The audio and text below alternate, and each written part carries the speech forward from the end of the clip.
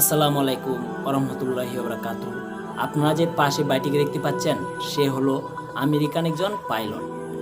আর তার হাতে দুইটি কাপড় দেখতে পাচ্ছেন, সেগুলো হলো সৌদি নারী বা মেয়েদের বুকরা। এখন প্রশ্ন করতে পারেন, সে বুকরা কেন পাইলটের হাতে? হ্যাঁ, সৌদি সরকারের একটি বিধিনিষেধ রয়েছে।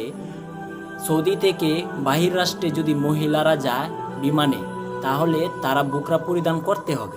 হ্যাঁ, এই নিয়ম অনুযায়ী সৌদি নারীরা কি করে? বুকরা পরিধান করে আমেরিকা যায়। যখন বিমানটি আমেরিকা ল্যান্ড করে, তখনই তারা কি করে? উপরের বুকরা ফেলে রেখে তারা ওয়েস্টার্ন ড্রেস পরিধান করে আমেরিকা নামে। এখন এভাবে প্রত্যেকটা পাইলট, মানে প্রতিদিন সেই পাইলটটা এই একটা জিনিসেই দেখে যে সবসময় বুকরা পরে থাকে। এরপর কি করলো? সে বিরক্ত হয়ে এভাবে বুকরা ধরে রেখে করলো, প্রতিবাদ করলো।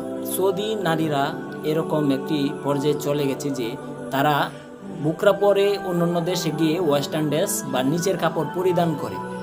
আপনারা আরেকটা জিনিস লক্ষ্য করবেন, ফিলিস্তিন এবং গাজাবাসীকে নিয়ে যখন পুরো ছাত্র সমাজ আন্দোলনে নেমেছিল, তখন সৌদি সরকার একটি কথা ঘোষণা করেছিলেন যে আমাদের সৌদি আরবের যদি কোনো ছাত্র সমাজ গাজাবাসী বা ফিলিস্তিন নিয়ে কোনো পোস্ট করে, তাহলে তাদের সর্বোচ্চ সাজা হবে মৃত্যুদণ্ড।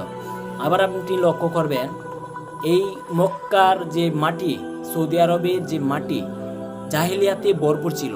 1430 বছর আগে আমাদের হজরত মোহাম্মদ সাল্লাল্লাহু আলাইহি সাল্লাম এসে সেই মাটিকে কাটি করে দিয়েছিলেন।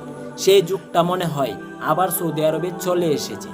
আল্লাহ আমাদের পৃথিবীকে রক্ষা করুন, সৌদি আরবকে রক্ষা করুন, আমিন।